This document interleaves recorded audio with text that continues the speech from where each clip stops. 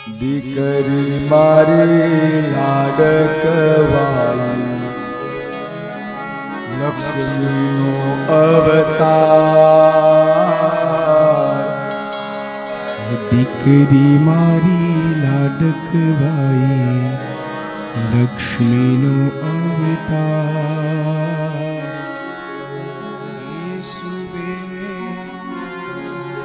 રાત પડે તો જાગે તો સવાર. દીકરી મારી લાડકવાઈ લક્ષ્મીનો તો મારા વાલા, જો આ કથાની સામે તમે બેઠા હો, આટલા શબ્દ લઈને ઉભા જાજો કે જીવનમાં કોઈ દિવસ કોઈની હું તારામારી નહીં કરું, કોઈની કુથલી નહીં કરું.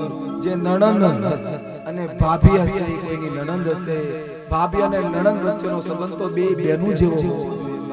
તો એ બે બેનું જેવો તમે સંબંધ રાખી સાસુ અને વહુવારો એટલે કે મા દીકરીનો સંબંધ બનાવી અને તમારા ઘરમાં રામ રાજ્યની સ્થાપના કરજો.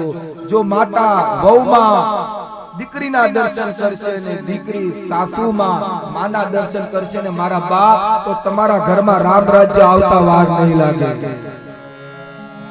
કારણ આપણે કયા દેશના સંતાનો છીએ?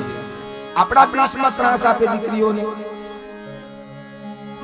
આપણા દેશમાં આવું બધું થાય? આપણો દેશ એટલે ઋષિ, કૃષિ અને સંસ્કૃતિનો દેશ. આપણા દેશમાં ધર્મ છે.